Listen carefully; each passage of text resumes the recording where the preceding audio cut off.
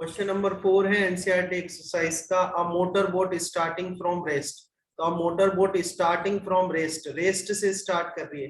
तो रेस्ट से स्टार्ट कर रही है तो इसका मतलब उसकी इनिशियल वेलोसिटी कितनी हो जाएगी, 0 मीटर अपॉन सेकेंड। अच्छे से समझना है अपन को, रेस्ट से स्टार्ट कर रही है तो उसकी इनिशियल वेलोसिटी कितनी हो गई, 0 मीटर पर सेकेंड।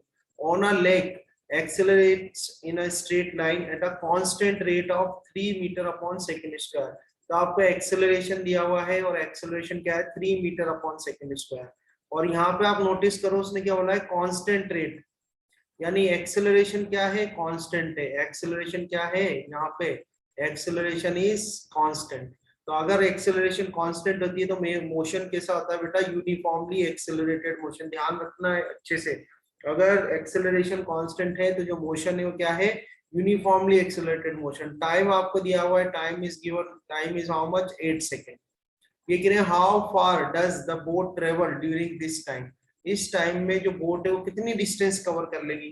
तो देखो आपके पास तीन इक्वेशन ऑफ मोशन है, एक है v is equal to u plus at, ठीक है। सेकेंड है s is equal to u t plus half. Sir इसमें सेकंड दीदी। हाँ वेरी गुड बेटा, बस मैं फिनिश कर दूं। और तीसरी है v square is equal to u square plus 2as। तो तीन इक्वेशन ऑफ मोशन है।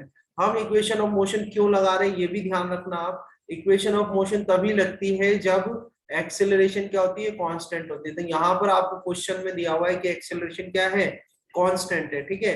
अब आपको चूज करनी है कौन सी लगाई जाए। आपको हाउ फार डिस्टेंस पता करनी है। तो डिस्टेंस तो या तो सेकंड लग सकती है या थर्ड लग सकती है, ठीक है। पर आप देखो अगर आप थर्ड लगाओगे तो आपको फाइनल वेलोसिटी चाहिए जो कि क्वेश्चन में गिवन नहीं है। हमें देखो इनिशियल वेलोसिटी पता है, टाइम पता है, एक्सेलरेशन पता है, तो सेकंड इक्वेशन ऑफ मोशन लगा देते हैं। तो सेकंड इक्वेशन ऑफ मोशन लगाते हैं, s is equal to ut plus half at square, ठीक है। अब u तो देखो 0 है, t को ऐसे रहने दो, प्लस 1/2। एक्सेलरेशन देखो कितनी गिवन है, एक्सेलरेशन 3 है। देन अगेन टाइम जो है 8 गिवन है, तो 8 का क्या कर दोगे आप, स्क्वायर कर दोगे।